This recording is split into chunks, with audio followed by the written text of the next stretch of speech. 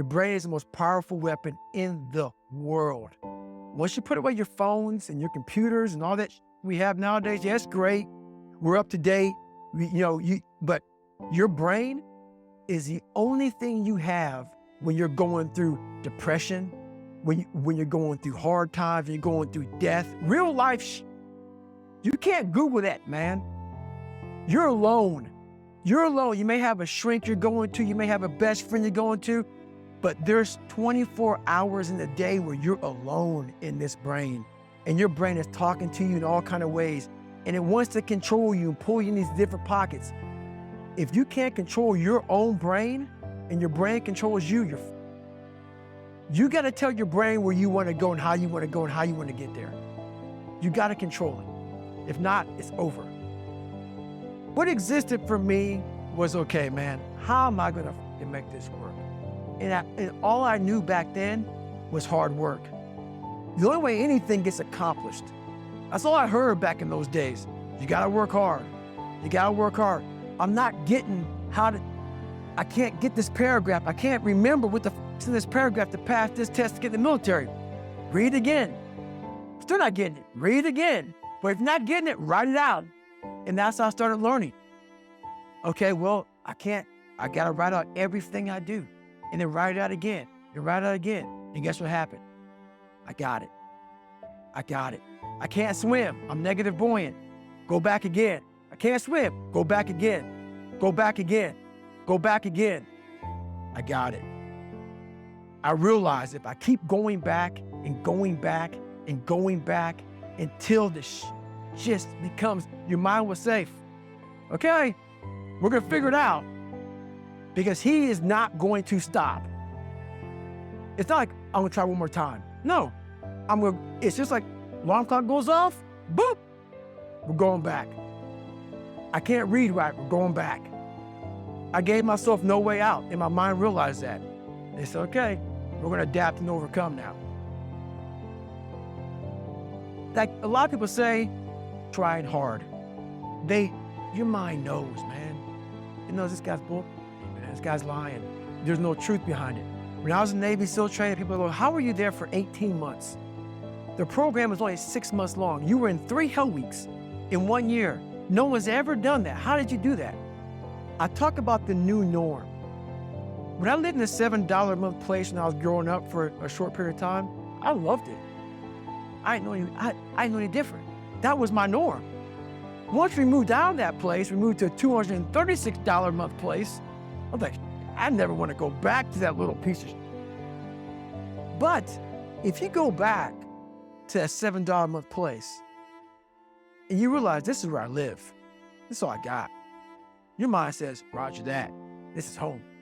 So when I was going to Navy SEAL training for 18 months and going back to all the hard parts over again, I told myself after the first time, I knew it was gonna be a long journey there. My body was breaking down. It was just how it was going on. I said, you know what, this is my new norm. So my mind said, it's like going to work. Like you go to work, you put your suit and tie on, I go into suffering every day. Every day, suffering, being broken, duct taping my feet up, stress fractures, shin splits, being broken. This is my new norm. And your mind says, if we're not broken, this ain't normal. We gotta be broken. So then your mind starts to get tougher and tougher and more counts. People go, how did you run on broken feet? Broken shins. My mind knew this is how we operate. We're in Navy SEAL training. This is what we are. I became hell.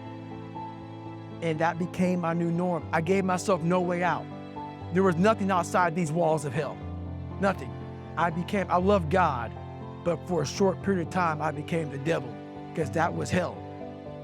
I became the boss, the owner, the CEO of Navy SEAL training. That was my mindset. And that's how you get through things. You immerse yourself wherever it is, and you become that. You become that and give yourself no way out. When I was 297 pounds and I was fat as hell trying to be a Navy SEAL, the scariest thing in the world to me, even to this day, was that could have been the rest of my life. I thought then I was trying hard. That's the scariest thing in the world. I thought then 297 pound, working for Ecolab, spraying for cockroaches, making $1,000 a month. I thought that was me at my 100% potential. Come to find out, a few years later, I wasn't anywhere near that. 106 pounds less, graduate Navy SEAL training, went on to do all these other things. Looking back on that, that was me trying hard. That's why people gotta understand, what is in us, we have no idea until we start trying hard. And I mean really trying hard, where you're obsessed with, hey, this is my new norm. My new norm is that, wow, this isn't always fun. It's not always meant to be fun. And that's when you know you're trying hard.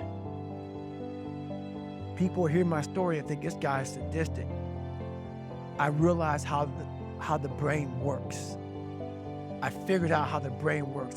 I'm a scared kid, and that's what gives me so much power. I had no foundation, and I built this off of just researching the mind. The feeling you get is basically invincibility. You realize that you can't do it all the time. When you need to do it, I know I can go to a place that I can live in. And when you know that you can run on broken legs, and you can do certain things that a lot of people can do, but they're not willing to do, this power, this sympathetic nervous system of fight or flight, and you're fighting, it gives you this charge of energy of when you're sitting there at 3:30, 4 o'clock in the morning, and you're duct taping your feet up because they're broken, and you're doing it by yourself, and you're going through arguably one of the hardest training in the world. And these guys, most of them are healthy, and you're going through it broken, and you're already at a disadvantage, but you're still there. You can feed into that and tap into that for a lot of power. But if you look at it, well, I'm broken, man. Like, I'm not gonna make it. But if you look at it as, man, I'm broken and I'm still here, and I'm fighting, I'm gonna find a way to get through this because I have no other place to go. It gives you a lot of power.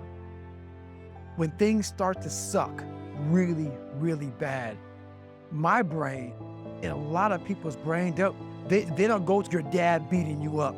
Your brain says, we gotta get out of here. This is miserable. So anger goes away a lot of times when you're suffering because your brain just says, we gotta run, we gotta go. So that anger is not popping up saying, oh, I wanna show them, I wanna show those people. No, there has to be a much deeper, when I say deeper, it has to be down to mineral soil. It has to be down to that nice mineral soil where nothing can burn. You can't burn dirt. So it has to be down that low that literally is something in you that's at the core of your soul. But you don't find it unless you spend a lot of time with what you want to be in life. I can't give that to you. You can't give it to somebody. When you find your true passion in life, and my passion for me was like, oh, I want to be, I don't give Navy SEALs, Army, I don't give a shit. I want to serve my country. I want to be someone that I'm proud of. I want to look at myself in the mirror because I was so disappointed. That accountability mirror I talk about, I was so disappointed in what I saw every day. I wanted everybody to love David Goggins. And a lot of people did. I didn't love myself. But I knew a lot of us want to find peace first. So people say, man, you always talk about this suffering and pain. I'm at peace right now because I went through that. You don't find peace first. If you do, Merry Christmas. More power to you. More power to you. I found peace on the opposite end of finding myself. And no one really finds themselves out going through trials, tribulations, suffering, accountability. And accountability is suffering. Being accountable every day for doing right for yourself, for the people next to you, it's miserable. It's hard. So, even the smallest details.